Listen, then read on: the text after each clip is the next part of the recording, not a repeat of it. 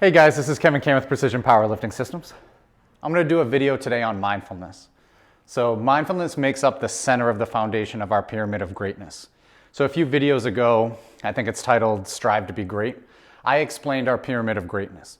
So my vision for Precision Powerlifting Systems is to take every lifter that I have and guide them so that they can achieve greatness. And what greatness means, it doesn't necessarily mean being a world champion or a multiple-time world champion. Whatever platform people end up on, that's insignificant to me. So yes, some lifters will end up on a world platform. I do think that everybody has the ability to make it to a national level meet, whether you have to stick with it long enough to be a master. At some point, you'll get to the point where you can qualify for a national level meet. So I do think that's a thing. But where they end up at nationals, it doesn't matter. What greatness is it's teaching somebody to truly get the most out of their own individual potential. And as a coach, that's our job. Our job is to get them to maximize their potential. And I think this often gets lost a lot of times with coaches because we get so wrapped up in what the actual program looks like, the sets, the reps, and all of that stuff. And of course, that stuff's a piece of it. It's an important piece of it. And when I explain the pyramid's it's not the end-all be-all of everything. It's a clear way to communicate what each lifter is responsible for themselves and what they're accountable for in order to get the most out of the program that they're doing. So you don't necessarily have to do a Precision Powerlifting Systems program to follow the pyramid. The pyramid is set up for any athlete, and it probably even extends beyond athletics. Like, this is something that if you follow this pyramid as a husband, a wife, a mother, a father, in the workplace, if you follow this pyramid, you're going to achieve greatness in whatever task that you're attempting to be the best version of yourself that you can possibly be. And that's the idea of this. It's to clearly communicate to each lifter the things that they are responsible for to get the most out of their potential. And as a coach, I'm going to do the things on my end that I think are important. So our programs are set up in a way that it helps build some of these character traits. They go hand in hand, but it's because I have such a strong bias towards these things, right? So like max effort lifts that we repeat, right? So like week 1, we do a max effort lift. They're told to leave 5 to 10 pounds out there on the bar. Then we do some technique work, usually with a percentage based off of that max effort lift. And then week 3, we try to beat our week 1 max effort lift by 5 pounds. So it really tests their ability to make decisions. So they have to learn more. They have to be resilient when things don't go their way. The nerves, because of max effort lifts, are going to kick in at times. Like, there's going to be psychological arousal for it. And teaching them how to control their physiology while their mind is racing, and it's a skill in and of itself. So our program's set up in a way that it actually, like, every 3 weeks, kind of targets each area of the pyramid, and it lets you, if you do things right, you get rewarded with 5-pound PRs on week 3. But if you don't, you learn from those mistakes, you develop a stronger training skill, and you continuously learn over time, and then eventually you make better decisions. You learn how to put these together, and your totals get better. They do go hand in hand. But you don't necessarily have to do a Precision Powerlifting Systems program in order to see the benefits of following this pyramid. So when I started coaching, obviously Boris Shaiko was my coach in the beginning of powerlifting. In any sport I've ever done, learning the basic technical foundations was always the number one thing. Technique mattered in every sport. So then having Shaiko as my coach, he really emphasized the importance of technique. But what I realized over time from coaching is that if there aren't character traits that are instilled beforehand, the technique can become overwhelming. So there's this double-edged sword of perfectionism. Right? For some people, that perfectionist attitude is going to yield some positive results, probably up to a certain point, and then at some point it's going to become harmful. For others, that perfectionist attitude is going to be harmful right from the start. So it is this double-edged sword. And what we need to, so to quote John Wooden, Tom Brady said the same thing. So it's this relentless pursuit of perfection while understanding that no mortal man can actually be perfect. So you're trying to pursue perfection, but on the same side, you understand that perfection doesn't exist. That's what we want. What ends up happening a lot of times is, especially in beginner lifters, is you'll tell them, hey, this is what I want the lift to look like. They'll go out and they struggle to execute it in the way that you verbally explained to them or even demonstrated to them that that's how you want the lift to look like. And then they film every rep that they do, and then they look at the film and they're like, why am I not getting this? Because they just expect it to go from where it is right now to in the next video it being perfect. And then eventually that frustration kicks in, and then with that frustration, if we don't have mindfulness to pull back into the current moment, we'll never be able to fix technique, because that frustration will just lead to a lack of learning. Instead of leaning into the frustration, using that neurochemical backdrop that frustration creates so that we can increase our learning. That frustration is good and it's necessary to get better, but how we handle that frustration is the important step. So if we allow that frustration to control us, we're going to have a very hard time of improving our technique. But if we develop these mindfulness skills, we're going to be able to bring ourselves back to the moment judgment-free, understand that this is a long-term process that we're committed to. We're going to use student, which is another piece of the foundation of the pyramid. We're going to use that student mindset, that growth mindset, and that's what that student part is. It's understanding you're going to learn from failures and that this is a constant process of learning. And we're going to continue to work towards that perfection, but understanding that we'll never be perfect. So as long as we give our best focus and attention to the task at hand with a mindful attitude, that's a great training session. Doesn't matter what the external outcomes are. So yeah, maybe in that training session, you struggle to see some type of improvement in the technique of your lifts, but if you're doing all of those things, you're checking all of those boxes, eventually it's going to work out. I shared a video on Instagram today of a lifter. She's a beginner lifter. Her back was extremely round while deadlifting. She actually complained quite a bit of back pain from lifting. So in the beginning, I explained to her that, it's going to take time to build up. This is what it should look like. And she was easily getting overwhelmed and frustrated by the lack of improvement that she was seeing in her videos. And it was that perfectionist attitude, that just expecting each rep to get better and better. So we had a lot of communication and just a lot of discussion about this and how the training process goes, and that as long as you're checking these boxes, right? So one, let's handle our frustration first. Let's not let that frustration blind us and control the training situations. Let's use that frustration and that neurochemical backdrop that frustration creates to learn from it and to really reharness and refocus our attention into the lift itself and improving the technique. So as her handling of her frustration, these training sessions got better and better.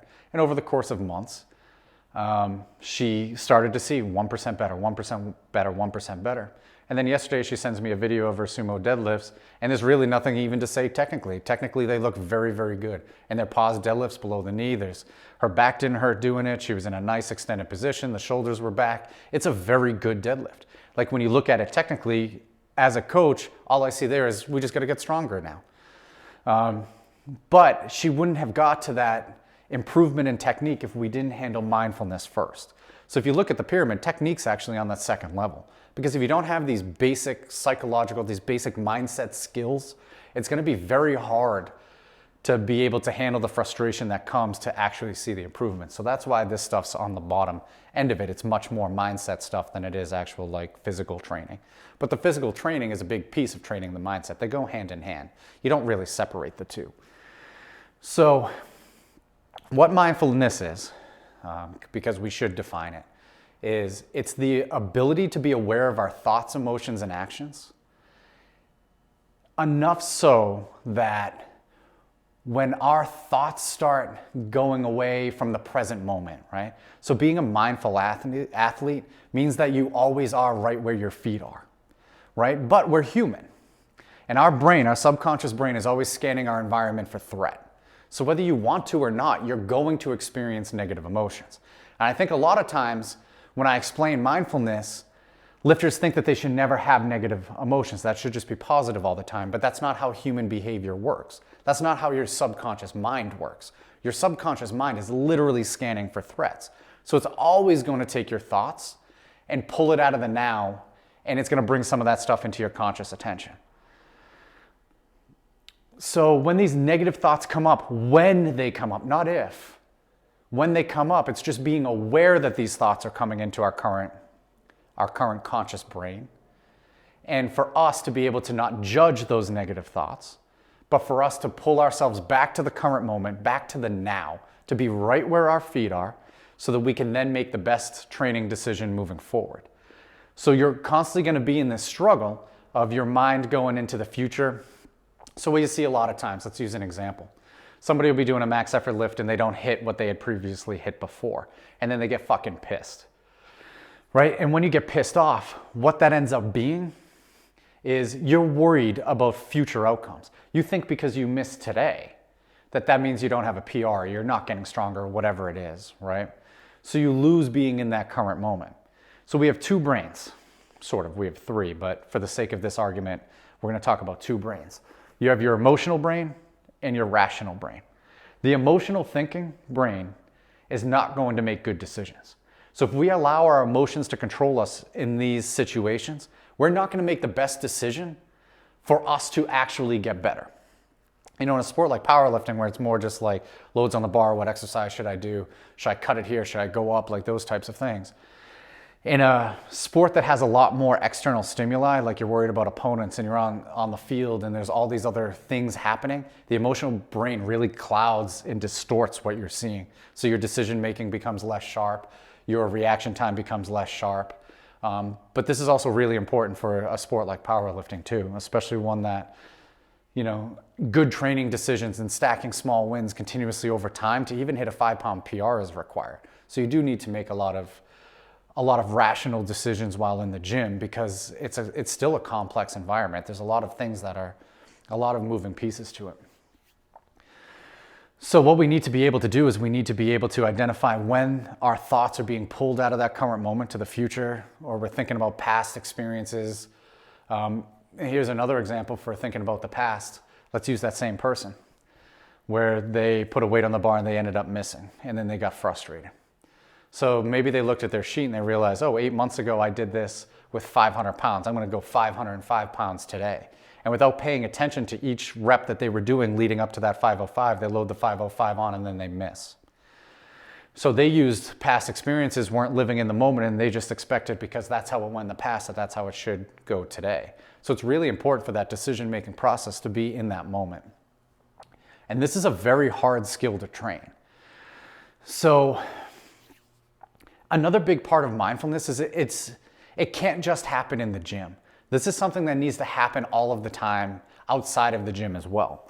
So if you're constantly flooded with negative emotions and negative thoughts, and you're not being a mindful person of them through your daily life, your thoughts and emotions are going to control you in your daily life, which will induce stress in certain situations.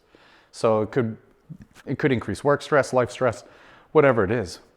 But when we think of like a flow state, like getting into the most optimal state for a human to be in for performance, you cannot get there from negative thinking.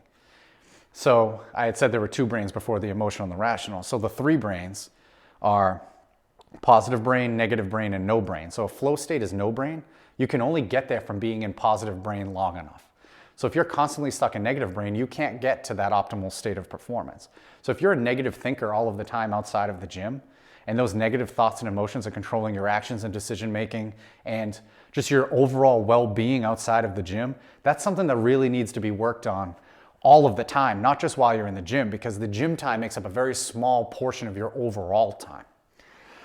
So what we need to do is we need to find a way to become aware, to not judge our thoughts and our emotions at the time, but to center ourselves back, to be back in the present moment, to be back in that now, and then to restructure our thought process.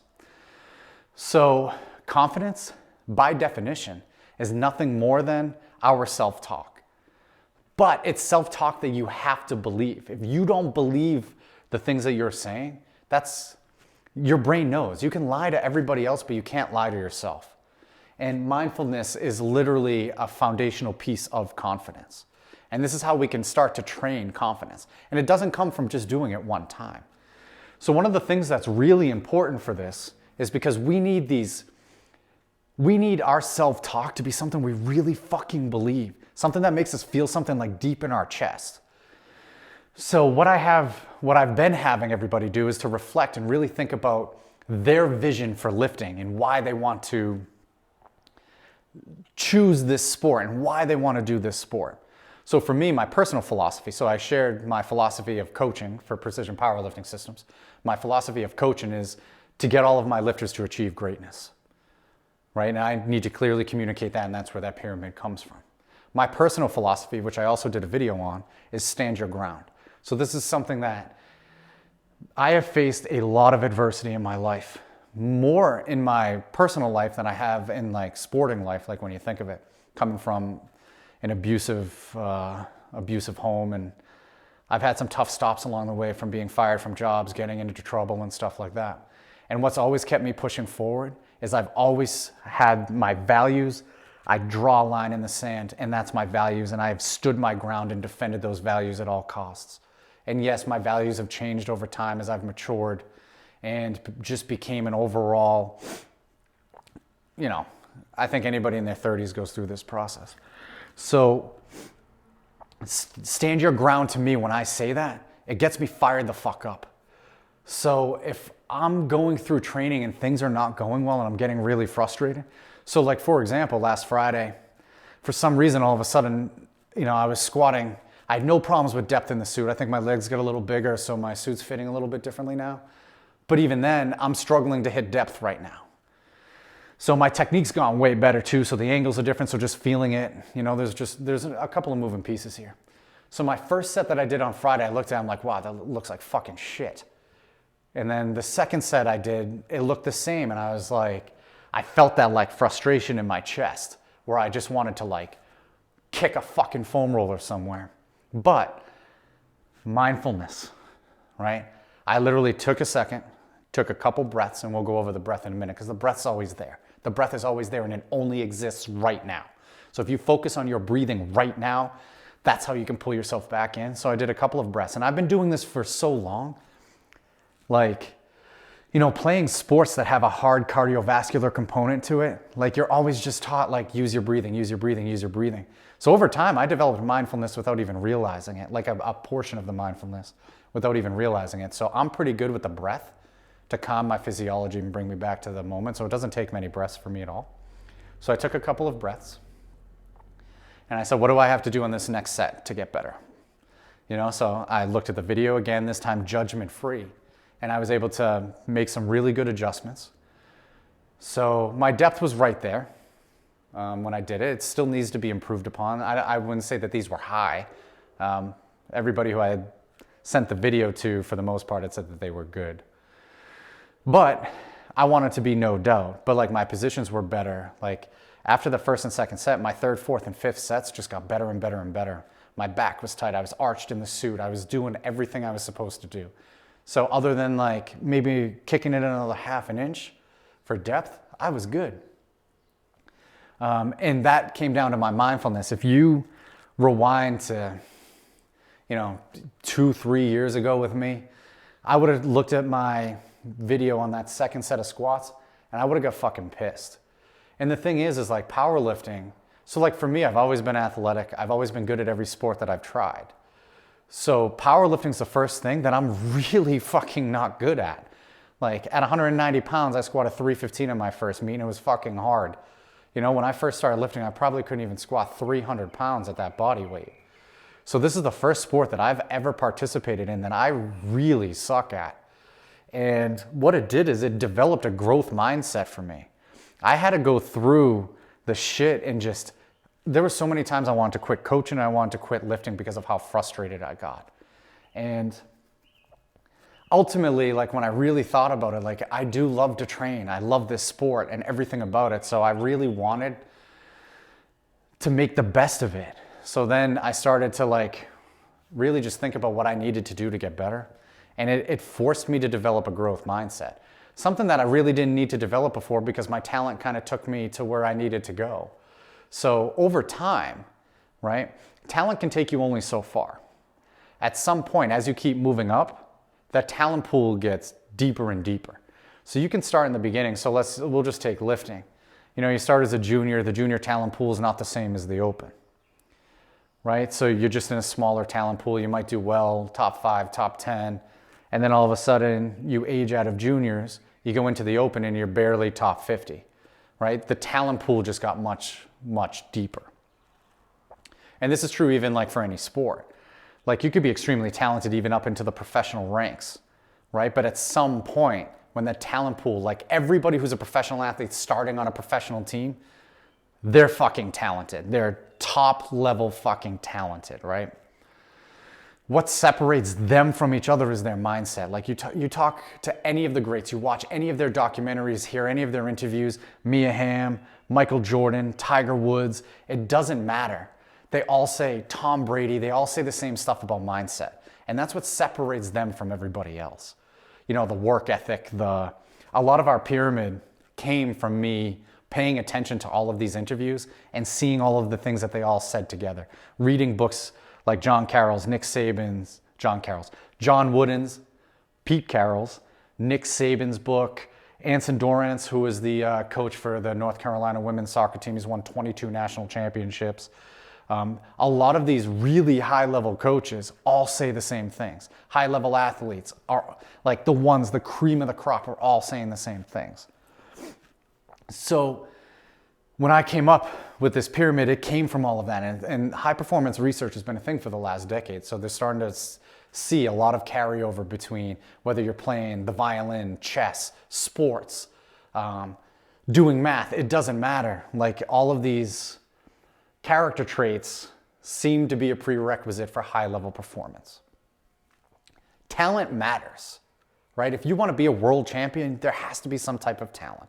And it can get you to a certain point, right? Some people have far less talent, but they have great mindset skills. And they'll get the most out of that talent. And that's what greatness is. It's getting the most out of your individual talent. So getting back to the mindfulness part. So for me, because I'm not very good and I'm charging people money and I make a living as a full-time powerlifting coach, I don't do anything else. So there was a time where I valued myself as a coach based off of how much I was lifting.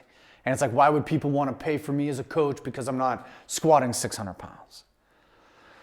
And, you know, it really made me self-reflect and become a better person in general. But now I'm a much better coach because I've had to go through that stuff. And I'm still going through it. I'm still not a good power lifter, but I'm now squatting over 500 pounds. I'm benching in the mid to upper 300s and I'm pulling over 600. So my numbers have gone from, I've put like 500 pounds on my total over that period of time, over 6 years or whatever it is. So it really challenges me in a completely different way. Like, because I knew I was so talented in other sports, like, you get accolades, you get starting positions and stuff like that. So you just know you're better, and you're competing in a way that you just know you're better than other people at it. So when I got really frustrated as an athlete growing up, I was able to use that frustration and just really fucking focus and just really start building momentum. So like in soccer, it might be, all right, well, the last couple times I've had the ball, I've turned it over by trying to like force something. So this time around, let me just pass the ball back. Let's rotate it to the other side of the field for a minute. Like, let me make one easy pass. And then after that easy pass, let me make an easy pass, fill some space, get the ball back, and then another easy pass. And then you just start like building momentum, and then all of a sudden you're back where you needed to be. And like when I thought about those moments about like handling that adversity, like a lot of those moments are built in this too. But I got into that position on Friday and I was really able to like pull myself back to the current moment, make those changes, do all of those things. It's a lot easier said than done, okay? So like I said, our breath is always there. Our breath is always in the now. It only exists right now. You can't breathe in the past, you can't breathe in the future, you can only breathe right now. And because it's always there, it's a great tool for us to be able to pull ourselves back into that current moment. And again, this has to happen more than just in the gym. This has to happen outside of the gym when you start feeling those negative thoughts. Because if we really want to get our brains into that optimal state of performance, we need to be in positive brain way more than negative brain. So if you're only being mindful when you're in the gym for 8 to 10 hours a week, but the rest of the time in the week you're allowing those negative thoughts to control you, you're in negative brain too long to ever reach that optimal state. So it's really important that you apply these tactics to develop this skill in all of your life. And the more repetitions you do, just like with squats, bench press, and deadlifts, the more repetitions you do, the stronger this skill becomes. So I'm going to take a breathing exercise that I learned from a Dr. Michael Gervais video, because I really like it because it's easy to focus on the breath. Now again, when you do this, just know that your mind is going to race and you're going to have these negative thoughts, and all you're trying to do is just let them pass judgment free and then just come back to the breath. So you might be doing your breathing and all of a sudden all these negative thoughts come in. So like meditation, you should be doing 10 to 20 minutes every day to train this, right? So let's say during that guided meditation, your brain's everywhere.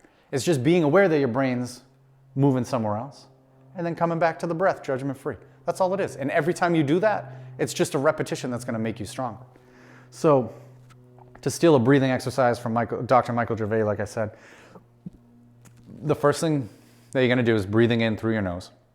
And long breaths have a way to get a parasympathetic response when we're overly sympathetic nervous system. So a lot of times, if you got big weights on the bar and you suffer from nervousness, anxiety, and all of these things, your sympathetic nervous system's driving the car. You want to bring a little more relaxation into it.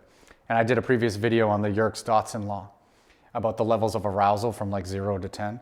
You need to find your optimal state, right? Each individual's a little bit different, but you need to find your 5.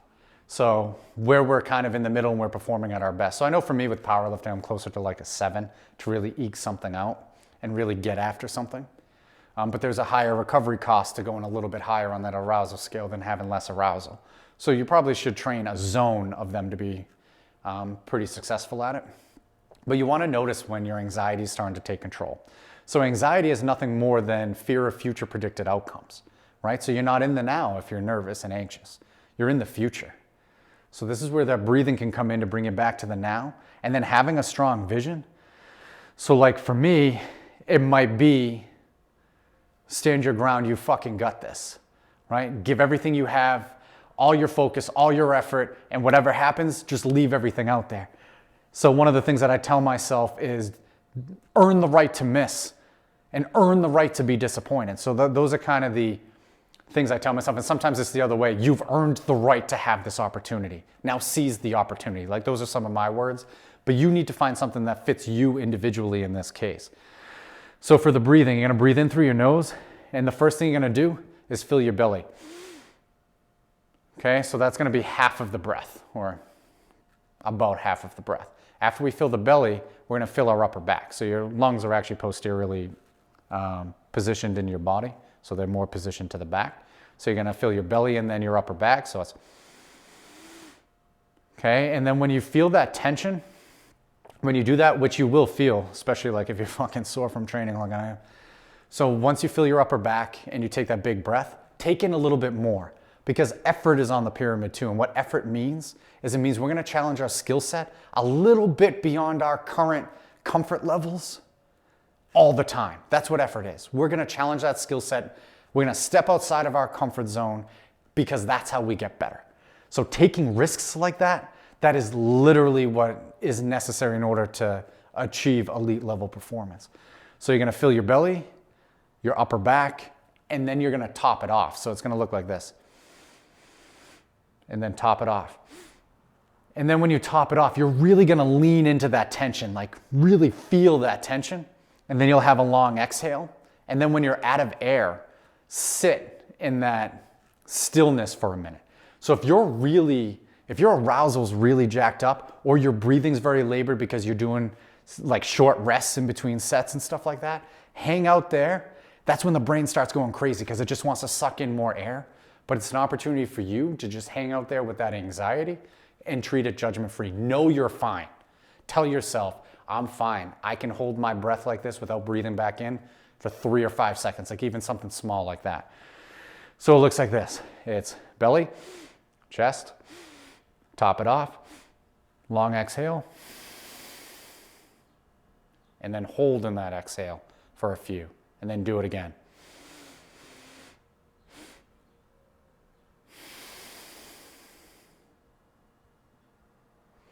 Depending on how skilled you are at focusing on your breath, right? And that's what you should be focusing on. Filling each spot, feeling that tension, feeling that tension just release and then just staying in that stillness. So paying attention like that, you know, for me, it doesn't take many breaths, and it depends on the situation. If I'm really like jacked up, if that arousal is probably higher, closer to like a 10 or something, it's probably gonna take me more breaths than if I'm just a little bit, you know, outside of my comfort zone. But if you're new at it, it might take 10 breaths, you know? So like, you gotta just be aware, use that breathing, really focus on that breathing to come back to the current moment, and then you gotta start using your self-talk. So for me, you've earned the right to take this opportunity, seize the fucking opportunity. That's like something that I say to myself quite a bit. Or I read this word, you know, when I came out with the t-shirts, I kind of explained the definition. Like, fearless doesn't mean the absence of fear. It means that we know that we are scared, and that fear is telling us that, like, hey, there's a challenge out there that you need to seize. Like, there's some fucking risk here. So get your attention, your focus right. Use that fear and that heightened alertness to your advantage to be a fucking superhero and go out there and give it your best effort. And whether you make it or miss it, if you do everything right and you continue to do everything right and to the best of your ability all of the time, win or lose, there's no reason to ever hang your head. You'll achieve greatness at the end of the day. And chances are, you do that enough, you're gonna win a lot more than you lose. And it's gonna enhance the quality of life that you have. You're gonna see improvements everywhere if you apply this everywhere. So again, even if you're not a member of Precision Powerlifting Systems, following this pyramid is gonna get you the most out of your program. And it starts. There's a reason why I put mindfulness dead smack in the middle of the foundation. Because without this, you can't develop good technique and skill and confidence and poise under pressure. Like all of the things you want, it starts right here. The whole foundation's important. You know, the effort, you need to step outside your comfort zone and challenge yourself. You need to have that student mindset, that growth mindset, that I'm gonna learn from my failures and I'm gonna be mindful about my failures so I can look at them judgment-free and make the best decisions on what to do next. And I'm gonna learn from my coach and from my teammates how to become a better lifter. Like all of those pieces of the pyramid, I'm gonna have the resiliency and the grit that when I get knocked down, I'm gonna get back up again and keep going. And again, having a strong vision for that is really important because there has to be passion and purpose behind what you're doing. So if your passion and purpose is just, I wanna compete at nationals, it's so superficial, it's not really gonna steer the ship into the direction in which you wanna steer it. But if your passion and your purpose is to be fucking great, when you get knocked down and you tell yourself, I want to be fucking great. And to be great doesn't mean I run away right now. It means I get back to my feet. I be mindful. I challenge myself again. I learn from this failure and this mistake, and then I can push forward. And that's how progress happens. There's a lot of risk, and there's going to be a lot of learning opportunities. And you need to develop those skills earlier on. This is really important.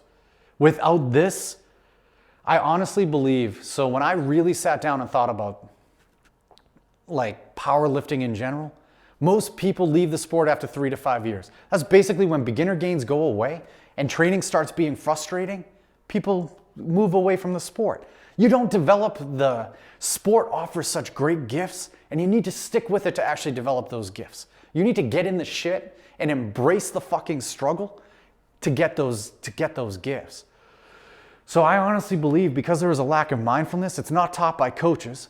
Most of our coaches, it seems, in this sport, their faces are too stuck in Excel spreadsheets to actually teach these skills. I mean, it requires them to live this too. So like, for me, I demonstrate this to my lifters. And if you're a coach, you can't just say, oh, you need to have attention and focus. No, you need to fucking demonstrate it. You need to live this in order for them to take from that example. You need to be the fucking leader. And you lead by example. You're in the trenches doing that. You don't necessarily have to be lifting to do this, but they see how you act as a coach. And that's really important, that you need to live this. So, I mean, I'm going to attack each part of the pyramid, but they do all come together, right? So if you truly want to be great, you need to have a strong vision. You need to self-reflect. Self-reflection should be something that happens all the fucking time. It has to, because you need to know who you are as a person, and you need to be honest with yourself. So integrity is the other piece of our pyramid that I haven't really touched upon. Most of us aren't fucking honest with ourselves. You need to be honest with are you really stepping outside your comfort zone? Are you really doing the mindfulness training outside of the gym to get better? Are you really trying to learn? Or do you just care about the weights on the bar? Are you half-assing things and expecting the program to just magically give you PRs no matter how much lack of effort or whatever else you're bringing into it? Integrity fucking matters because that's being honest with yourself, and you need to be honest with yourself to truly identify your strengths and weaknesses. It's very hard to look yourself in the mirror and be like, I don't work hard. It's really hard to do that, and it takes courage, and it takes a certain type of person to be able to do that. And that's really important to me, is having strong character. Because at the end of the day, I think, I heard somebody say this, but you can't outlift being an asshole. Talent will take you so far, but at some point, if you don't get this mindset right, you're never gonna get everything out of your potential. So hopefully this kind of gives people a general idea of how mindfulness can be trained using the breath. There's going to be some things that I start throwing into our programs. You know, the people who tend to be low on the arousal scale, I might get them jacked up at times, force them to huff caps, and then to try to work on their mindfulness that way. And then the other way around is keeping people really low, like almost below what their optimal level is, and to just be chill and just try to do things that way. Because you should be good at all arousal levels, right? And mindfulness is just, there's many ways we can train in the gym. So I'm still kind of like bouncing around some of those ideas. But for now, you can follow me on Instagram. It's KWCan and our team, Precision Powerlifting Systems.